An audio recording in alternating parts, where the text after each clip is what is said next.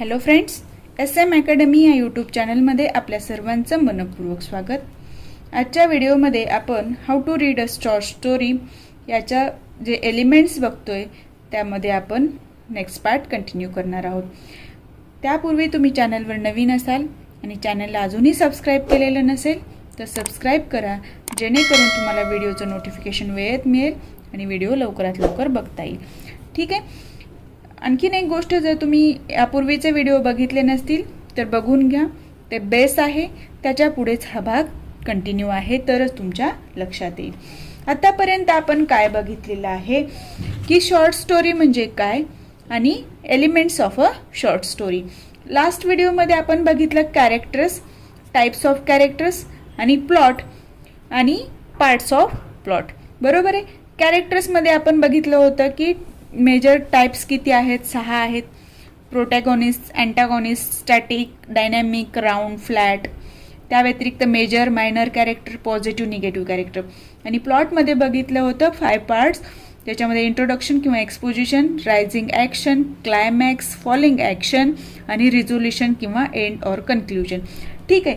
आता आपण आजच्या व्हिडिओमध्ये बघणार आहोत setting, theme, point of view आणि कॉन्फ्लिक्ट म्हणजे काय. तर आपण आता सुरुवात करणार आहोत सेटिंग. सेटिंग म्हणजे काय? रचना. ठीक आहे. एखादी गोष्ट आपण घरात सुद्धा सेटिंग करत असतो. व्यवस्थित एखाद्या गोष्टी किंवा आपले पुस्तकं व्यवस्थित ठेवायचे असतील, आपले कपडे व्यवस्थित लावायचे असतील तर सेटिंग करतो. बरोबर आहे. तर त्याच पद्धतीची सेटिंग ही स्टोरी लिहिताना सुद्धा रायटर करत असतात. तर setting of a story gives us important information such as when the story takes place, he story कुठे घडली, where the story happens and in which environment the story occurred. म्हणजे ही घटना कुठे घडली, जी काही स्टोरी आहे ती कुठे घडली, कधी घडली आणि कोणत्या वातावरणात घडली इत्यादी प्रश्नांची उत्तरं आपल्याला या सेटिंगमधून मिळत असतात. बघा, आपण जेव्हा एखादी गोष्ट वाचतो त्यावेळेला सांगितलेलं असतं की या ठिकाणी ते 2 मित्र शाळेमध्ये भेटले, ते शाळेतले मित्र होते. किंवा असं असतं की ते रस्त्यावर भेटले, एकमेकांना धडक लागली. म्हणजे तिथे काय दाखवलेलं आहे? सेटिंग दाखवली आहे. तिथे काय आहे? ते रस्त्यावर भेटले. कोणत्या ठिकाणी भेटले, कोणत्या वातावरणात भेटले. काही वेळेला सांगितलं होतं की रेनी सीझनमध्ये भेटले, काही वेळेला थंडीच्या दिवसात भेटले. म्हणजे जे काही घटना, जो काही ऋतू किंवा जी काही वेळ दाखवली असते ती आपल्याला सांगत असते की ती स्टोरी कधी घडली आणि कुठे घडली आणि कोणत्या वातावरणात घडली. ठीक आहे. Setting helps in creating the atmosphere of the story. Setting काय करत असते? एक वातावरण निर्मिती करत असते. ठीक आहे. It sets the mood and helps us to guess what might happen in the story. And setting काय करत असते की आपला मूड सेट करत असते. आपला म्हणजे कोणाचा? रीडरचा मूड सेट करत असते, ज्याच्यामुळे काय होत असतं? मदत मिळते. कशामध्ये? की आपण पुढे काय घडेल याचा अंदाज बांधू शकतो. ठीक आहे. तर याचं एक्झाम्पल तुम्हाला द्यायचं आहे. प्लेस. प्लेस कुठलंही असू शकतं. At home, at church, in hospital, in market, under the bridge, over the bridge, in the forest, in the school. म्हणजे कुठलंही प्लेस असू शकतं. जी रायटरने इमॅजिन केलेलं प्लेस असेल ते त्या स्टोरीमध्ये येईल. टाईम म्हणजे काय? On his or her birthday, last new year, during summer, during winter or rainy season, during Diwali. म्हणजे एखाद्या वेळेस दिवाळीची वर गोष्ट वगैरे सांगणार असाल किंवा at the time of marriage. म्हणजे ह्या ज्या गोष्टी आहेत त्या आपल्याला सांगत असतात. सेटिंग सांगत असतं की ती गोष्ट कधी घडली, कशी घडली, कोणत्या वातावरणात घडली. ह्या सर्व बाबींचं ज्ञान आपल्याला ह्या सेटिंगमुळं मिळतं. आणि ही सेटिंग काय करत असते? एक वातावरण निर्मिती करत असते, ज्याच्यामुळे आपल्याला ती कथा ऐकताना किंवा ती वाचताना आपण ते मोमेंट काय करत असतो? एन्जॉय करत असतो. ठीक आहे. आता आपण पुढचा पार्ट बघणार आहोत. तो आहे थीम. थीम म्हणजे काय, तर theme is a central idea of the story. ठीक आहे. आणि ही थीम काय देत असते, the moral lesson which is trying to teach by story. रायटरला जो काही आपल्याला गोष्ट म्हणजे हे सांगायचं आहे, एखादं मोरल सांगायचं आहे, तो त्या स्टोरीतनं आपल्यापर्यंत पोचवत असतो. ठीक आहे. एक लेसन देत असतो. प्रत्येक वेळेला ते मोरल असेलच असं नाही, किंवा एखादी गोष्ट का घडली त्याच्यामागचं असं घडू नये म्हणून काय केलं पाहिजे हे पण सांगू शकतो. म्हणजे तर आपल्यावर डिपेंड करतं की ते तत्वज्ञान आहे म्हणायचं की मोरल आहे म्हणायचं. ठीक आहे. तर it is a message that gives an opinion about humanity, society or life or relationship. थीममध्ये जनरली काय देतात, मेसेज देत असतात. कोणता, that gives an opinion about. Opinion दिलं जातं, हे असंच आहे असं नसतं. That gives an opinion about humanity म्हणजे माणुसकीबद्दल ओपिनियन दिलं जातं, समाजाबद्दल, जीवनाबद्दल किंवा नात्याबाबत. ठीक आहे. तर थीम इन्क्लूड्स, थीममध्ये काय काय येऊ शकतं, theme includes love, friendship, the importance of family, good versus bad, crime is bad, etcetera. आता थीममध्ये आपण बघत असतो की तिथे आई मुलाचं नातं किंवा वडील मुलाचं नातं, इथं फ्रेंडशिप, बॉन्डिंग कसं आहे फ्रेंडशिपमध्ये, किंवा एखाद्या वेळेस असे एखादी स्टोरी येते ज्याच्यामध्ये सांगितलेलं असतं की फॅमिलीचं इम्पॉर्टन्स काय आहे, फॅमिली बॉन्डिंग काय असतं, फॅमिली कुठल्याही कंडिशनमध्ये कशी एकत्र राहते.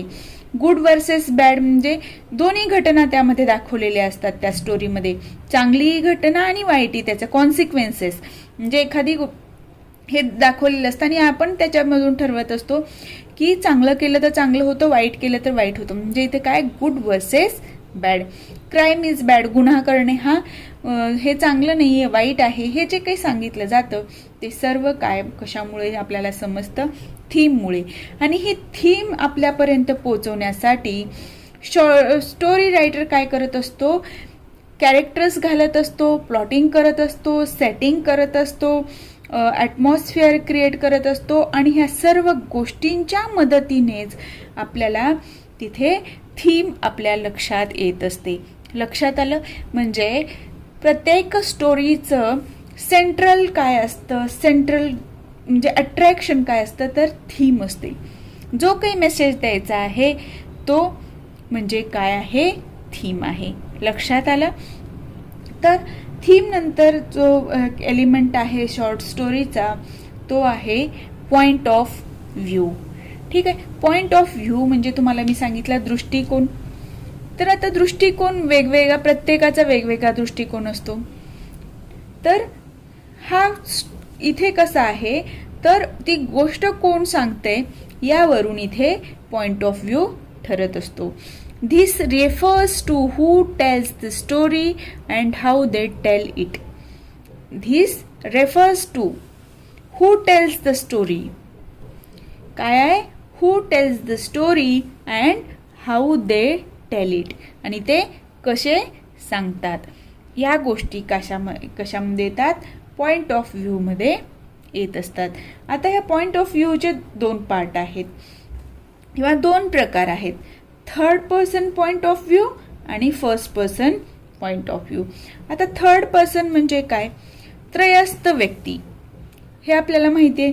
फर्स्ट पर्सन म्हणजे काय, जी घटना घडते त्यावेळेला तो असलेला प्रेझेंट असलेला व्यक्ती.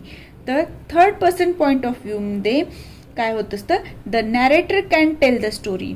नॅरेटर म्हणजे काय, जो काही कथा लिहिणारा आहे, कथानक आहे, तो नॅरेटर काय करत असतो, सांगत असतो, स्वतः सांगत असतो की ह्या पात्राने असं बोललं, त्यांनी तसं, ह्यानं असं बोललं, त्यानंतर त्यांनी तसं बोललं. जे आपण बघा एखादी घटना घडली आपल्यासोबत, शाळेत काहीतरी घडलेलं असेल तर आपण घरी आलो आणि आपण आपल्या भावंडांना सांगत असो किंवा आईवडिलांना सांगत असो की शाळेत असं घडलं, कॉलेजमध्ये असं घडलं, त्या फ्रेंडसोबत असं झालं, त्या रस्त्यावर असं घडलं. त्यावेळेला आपण तिथे स्वतः ते कॅरेक्टरमध्ये असतो का, ती घटना आपल्यासोबत घडलेली असते का, ते आपण जगत असतो का, तर नाही. तर आपण ते बघितलेलं असतं. म्हणजे आपण काय करत असतो, फक्त ते त्याच्यासोबत असं घडलं, तिच्यासोबत तसं घडलं, त्यांच्यासोबत तसं घडलं असं सांगत असतो. बरोबर आहे.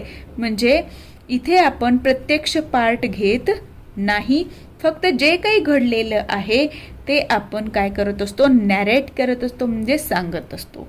ठीक आहे. The third person point of view is the narrator can tell the story. They are not part of the story. They are not the part of story, but they can tell us what the characters think and do. जसं सांगितलं, रस्त्यावर एखादं घटना घडली तर आपण घरी आल्यानंतर सांगतो आज असं घडलं तसं घडलं. आपण त्यावेळेला त्या ह्याच्यामध्ये त्या इन्सिडेंटमध्ये असतो का, त्या स्टोरीचा पार्ट असतो का, नाही. फक्त आपण व्ह्यूअर असतो, थर्ड पर्सन असतो. आपल्यासोबत त्या घटनेचा काहीही एक संबंध नसतो. फक्त आपण काय करत असतो, त्या पात्रांनी म्हणजे तिथे जे काही व्यक्तींसोबत घटना घडली ते काय ठरतात, इथे कॅरेक्टर्स ठरतात आणि ते काय केले आणि त्यांनी कसा विचार केला एखाद्या घटनेकडे बघण्याचा ते आपण सांगतो. Third person narrator use the pronouns he, she or it. मी आत्ताच तुम्हाला सांगितलं की आपण सांगतो की त्याच्यासोबत तसं घडलं, तिच्यासोबत तसं घडलं, त्यांच्यासोबत तसं घडलं. म्हणजे एखादा समजा इन्सिडेंट घडला, तिथे 4-5 लोक आहेत, त्यावेळेला आपण म्हणतो का माझ्यासोबत असं घडलं, त्याच्यासोबत तसं घडलं, मी हे पाहिलं ते पाहिलं, असं नाही. त्यावेळेला आपण सांगतो त्या व्यक्तीनं असं बोलल्यानंतर त्या दुसऱ्या व्यक्तीनं असं बोलले, मग लोकांनी असं बोललं. म्हणजे इथे आपण जे प्रोनाउन यूज करतो ते काय असतात, ही, शी और इट और दे असतात. ठीक आहे, दे सुद्धा असतं. तर जेव्हा तुम्हाला एखादी स्टोरीबद्दल विचारलेलं असेल की स्टोरी वाचलं आणि तिथं पॉईंट ऑफ व्ह्यू काय आहे, तर ते तुम्हाला कशावरून लक्षात येईल third person point of view आहे ते, तर त्या स्टोरी टेलर सांगताना त्या नॅरेटर काय करत असतो, ही, शी, इट, दे असे प्रोनाउन वापरत असतो, जेणेकरून आपल्या लक्षात येतं की तो नॅरेट करतोय, third person point of view आहे, इथे स्वतः कॅरेक्टर इन्व्हॉल्व नाहीत. दुसरा ह्याचं पार्ट आहे first person point of view. आता first person point of view म्हणजे काय, they are part of the story and are telling story in the way that way see it. एखादी घटना जर तुमच्यासोबत घडली, समजा तुम्ही सायकलवर येत आहे, ठीक आहे, आणि दुसऱ्या सायकलने तुम्हाला येऊन धडक दिली, तर त्यावेळेला तुम्ही काय सांगता, माझ्यासोबत असं घडलं, त्या व्यक्तीनं असं केलं. म्हणजे तिथे तुम्ही स्वतः ती घटना बघितलेली असते, स्वतः ती जगलेली असतात, तिथे त्या इन्सिडेंटमध्ये तुम्ही कॅरेक्टर्स असतात. ठीक आहे, आणि तुम्ही स्वतः ती स्टोरी सांगत असता, कारण ती तुम्ही स्वतः बघितलेली असते, अनुभवलेली असते. Telling the story in the way that they see it. See it म्हणजे काय, अनुभवलेलं असणं. First person narrators use the pronoun I. Third person narrators काय करतात, प्रोनाउन कुठले यूज करतात, ही, शी, इट, दे. पण फर्स्ट पर्सन नॅरेटर काय करत असतो, कुठला प्रोनाउन यूज करत असतो, I. I have seen this किंवा आय हॅव टेकन. म्हणजे जे काही आहे तुम्ही गोष्टी घेतलेल्या आहे, तुमच्यासोबत घडलं, मी फील केलं, आय फील. म्हणजे इथे काय आहे, प्रोनाउन काय असतं, आय. मी स्वतः सांगत असतो, म्हणजे तो ज्या व्यक्तीसोबत ती घटना घडली ती व्यक्ती स्वतः काय करत असते, ती गोष्ट सांगत असते. म्हणून थर्ड पर्सनमध्ये काय, नॅरेटर सांगतो, तो स्वतः इन्व्हॉल्व नसतो, तो स्टोरीचा पार्ट नसतो, प्रोनाउन ही, शी, इट, दे वापरतात. थर्ड पर्सनमध्ये तो स्वतः पार्ट असतो, तो स्वतः अनुभवलेला असतो आणि प्रोनाउन आय वापरलं जातं. ठीक आहे, आता बघा आपण बघितलं पॉइंट ऑफ व्ह्यू. आता पुढचा पार्ट आहे कॉन्फ्लिक्ट. कॉन्फ्लिक्ट म्हणजे काय, वाद किंवा संघर्ष. हे वाद किंवा संघर्ष कुणाकुणामध्ये होतात, आपल्या दैनंदिन जीवनामध्ये आपल्या भावंडांसोबत होतात, आपल्या पॅरेंट्ससोबत होत असतात, आपल्या फ्रेंड्ससोबत होत असतात. बरोबर आहे, म्हणजे ते आपले माणसांमध्ये वाद होतात. पण त्याचबरोबर आपण कधी कधी एखादी गोष्ट घ्यायला गेलो तर त्यावेळेला आपल्याला वाटतं घेऊ की नको. म्हणजे तुमच्यामध्ये, स्वतःमध्ये आणि आपल्या मनामध्ये वाद निर्माण होतात. बरोबर आहे. एखाद्या वेळेस आपण चाललोय ऑफिसला किंवा शाळेला चाललो, कॉलेजला चाललोय ठीक आहे. त्यावेळेला अचानक पाऊस आला आणि आपल्याकडे छत्री नाही आहे. त्यावेळेला जो काही संघर्ष म्हणजे निर्माण झाला आपल्या जीवनामध्ये, तो संघर्ष आपल्यामध्ये म्हणजे मनुष्यामध्ये आणि निसर्गामध्ये निर्माण झाला. तर या गोष्टींचा आधार घेऊन कॉन्फ्लिक्टचे पार्ट केलेले आहेत. ठीक आहे. आता कॉन्फ्लिक्ट म्हणजे काय?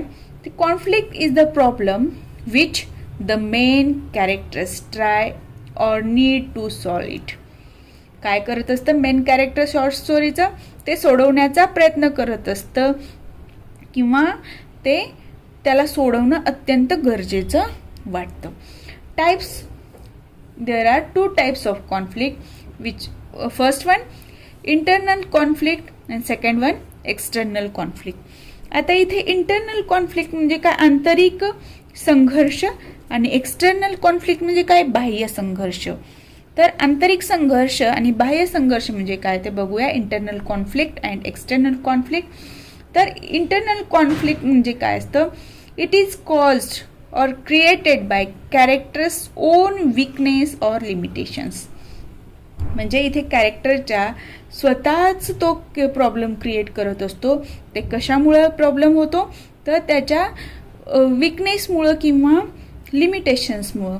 एखाद्या व्यक्तीला जर फ्लुएंट इंग्रजी बोलता येत नाही आणि आपण गेलो अमेरिकेमध्ये, ठीक आहे, आपल्याला तिथल्या लोकांना काही मराठी येत नाही, आपल्याला काही इंग्रजी येत नाही, त्यावेळेला हे जे कॉन्फ्लिक्ट निर्माण झालेलं आहे, विकनेस निर्माण झालं आहे किंवा जो काही प्रॉब्लेम क्रिएट झाला आहे तो आपण स्वतः क्रिएट केला आहे. आपल्याला कोणी आमंत्रण दिलं होतं का तिथे ये म्हणून? नाही. तर आपला जो विकनेस आहे लँग्वेज अंडरस्टँडिंगचा, आपलं जे लिमिटेशन आहे, त्याच्यामुळं हा इंटरनल कॉन्फ्लिक्ट निर्माण होत असतो. एक्झाम्पल दिले मॅन वर्सेस हिमसेल्फ. वर्सेस म्हणजे VS घेतलेला आहे. ठीक आहे. तर याच्यामध्ये a person is struggling because of himself. Man versus himself हे एक्झाम्पल कशाचं आहे? इंटरनल कॉन्फ्लिक्टचं आहे. आणि यामध्ये इंटरनल कॉन्फ्लिक्टमध्ये a person is struggling because of himself. ठीक आहे. आता एक्सटर्नल कॉन्फ्लिक्ट म्हणजे काय बघूया. तर एक्सटर्नल कॉन्फ्लिक्ट म्हणजे काय? बाह्य संघर्ष. हा एक्सटर्नल कॉन्फ्लिक्ट इज कॉज्ड म्हणजे काय? घडणे, एखादी कारण असणे. तर ह्या एक्सटर्नल कॉन्फ्लिक्टचं कारण काय? External conflict is caused by the other people or things around him or her. Okay. तर याचे उदाहरणं काय आहे? Man versus man versus nature. आता मॅन वर्सेस मॅनमध्ये काय येईल? A character is struggling because of other characters action or decision. आता आपण बघितलं होतं प्रोटोगॉनिस्ट आणि अँटागॉनिस्ट, बरोबर आहे, म्हणजे हिरो आणि विलेन. ते तिथे जे मॅन वर्सेस मॅन काय होतं, तिथे तो कॉन्फ्लिक्ट आहे. म्हणजे एक दुसऱ्या कॅरेक्टरच्या वागण्यामुळं, त्याच्या एका डिसिजनमुळं अशी परिस्थिती निर्माण होते की तिथे दुसऱ्याला त्रास होत असतो, प्रॉब्लेम क्रिएट होतो, वाद संघर्ष निर्माण होतो. जसं की आपल्याला एखादी गोष्ट करायची नसते, पण एखाद्या व्यक्तीनं आपल्याला रिलेट करणारी व्यक्ती आहे, तर त्याने डिसिजन घेतलं तर ते आपल्याला पाळावं लागतं, ते डिसिजन फॉलो करावं लागतं, तो नियम पाळावा लागतो. जसं घरात काही नियम बनवलेले असतात, एक जण बनवतं पण ते नियम सर्वांना पाळावे लागतात. म्हणजे तो काही कोणाला ते मान्य असतात, कोणाला नसतात. तर असे जे वाद असतात ते काय आहेत? Man versus man. त्याच्यामध्ये काय? Character is struggling because of other characters action or decision. Okay. Second आहे मॅन वर्सेस नेचर. आता कॅरेक्टर इज स्ट्रगल करते कॅरेक्टर कशामुळं? बिकॉज ऑफ अनएक्सपेक्टेड इन्सिडेंट्स और events in the nature like storm, heavy rainfall etcetera. म्हणजे इथे अचानक वादळ निर्माण आलं किंवा एक अचानक मुसळधार पाऊस आला, अचानक पूर आला, अशा ह्याच्यामध्ये तिथे काय होत असतो, जे काही आपल्याला अनफेवरेबल अनस्टेबल कंडिशन क्रिएट होत असते, ती कशामुळे आली? निसर्गामुळे आलेली आहे. म्हणून एक्सटर्नल कॉन्फ्लिक्टमध्ये मॅन वर्सेस नेचर आणि मॅन वर्सेस मॅनमध्ये काय कॅरेक्टर स्ट्रगल करतो, कशामुळं दुसऱ्या अदर कॅरेक्टर्स ॲक्शन और डिसिजनमुळं. पण इथे काय अनएक्सपेक्टेड इन्सिडेंट किंवा इव्हेंट घडतो in the nature like storm, heavy rainfall or any other reason you can write it.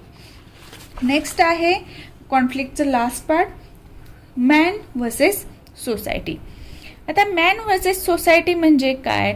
आता बघा, काही समाजाचे नियम असतात. आपण समाजात राहतो, समाजाच्या नियमबाह्य वर्तन आपण करू शकत नाही. नियमबाह्य वर्तन केलं तर समाज आपल्याला नाव ठेवतं, बरोबर आहे. त्यासाठी कुटुंब संस्था आहे, शिक्षण संस्था आहे, विवाह संस्था आहेत. म्हणजे हे नियम पाळण्यासाठी सोसायटीचे जे रूल आहेत ते आपल्याला पाळावे लागतात. जे काही त्यांची श्रद्धा आहे, जे काही रूल्स आहेत, जे काही बिलीफ आहे ते सर्व आपल्याला पाळावे लागतात. अदरवाईज आपल्याला त्रास होत असतो. आपल्याला ते मान्य असो अथवा नसो ते आपण पाळणं गरजेचं ठरतं शांततेत जीवन जगण्यासाठी. तर हा एक्सटर्नल कॉन्फ्लिक्टचा एक उदाहरण आहे मॅन वर्सेस सोसायटी. तर यामध्ये a character is struggling because of the beliefs and faiths rules of the society. ठीक आहे. म्हणजे इथे सोसायटीचे जे काही मान्यता आहे, विश्वास आहे की जे काही नियम आहेत ते त्याच्यामुळे आपल्या म्हणजे स्टोरीच्या कॅरेक्टर्समध्ये काय होत असतं, स्ट्रगल निर्माण होत असतं. ठीक आहे. तर या पद्धतीने हे एलिमेंट्स आहेत शॉर्ट स्टोरीचे, जे काय सांगितलेले कॅरेक्टर्स, त्यानंतर आपण बघितलं प्लॉट, त्यानंतर बघितलेलं आहे सेटिंग, त्यानंतर आपण बघितलं कॉन्फ्लिक्ट, पॉइंट ऑफ व्ह्यू. हे जे पार्ट आहेत ते अत्यंत महत्त्वाचे आहेत आणि सर्वात इम्पॉर्टंट असतं थीम. ठीक आहे. तर हे कॅरेक्टर काय आहेत, प्लॉट काय आहे, सेटिंग काय आहे, कॉन्फ्लिक्ट काय आहे, पॉइंट ऑफ व्ह्यू कुठले आहेत, दोन first person third person, conflict internal conflict, external conflict, प्लॉटचे हे पार्ट्स, कॅरेक्टरचे टाईप, थीम, ह्या सर्व गोष्टी जर तुमच्या व्यवस्थित लक्षात आल्या तर आपल्याला आता पुढच्या ज्या शॉर्ट स्टोरीज आहेत त्यामध्ये तुम्हाला प्रश्न येतं कॅरेक्टराईज किंवा कॅरेक्टर्स कोणते आहेत, त्यांचं नेचर काय आहे त्याबद्दल माहिती लिहा, किंवा त्या स्टोरीचा प्लॉटिंग कसं आहे, सेटिंग कशी आहे, त्या स्टोरीमध्ये कोणत्या स्टोरीमध्ये कॉन्फ्लिक्ट दाखवलेला आहे, हे ओव्हरऑल सर्व स्टोरीज एकत्र करूनही प्रश्न येऊ शकतो. किंवा ह्या स्टोरीमध्ये एखादा जसं फर्स्ट आपलं द लास्ट लीफ हे पहिली स्टोरी आहे, त्याच्यामध्ये रायटरनी what was the writer's point of view असा प्रश्न येऊ शकतो, किंवा explain in detail what is the theme of the story. ह्या सर्व गोष्टीवर प्रश्न येऊ शकतात आणि हे जर तुमचे पॉईंट सगळे क्लिअर असतील तर या पुढच्या तुमच्या सर्व स्टोरी तुम्हाला इझिली लक्षात येणार आहेत. आज आपण इथेच थांबूया. नेक्स्ट पार्टमध्ये आपण the last leaf he story घेणार आहोत. ठीक आहे. तुम्हाला जर माझा व्हिडिओ आवडला असेल तर व्हिडिओला लाईक करा. चॅनलवर नवीन असाल तर चॅनलला सबस्क्राईब करायला विसरू नका.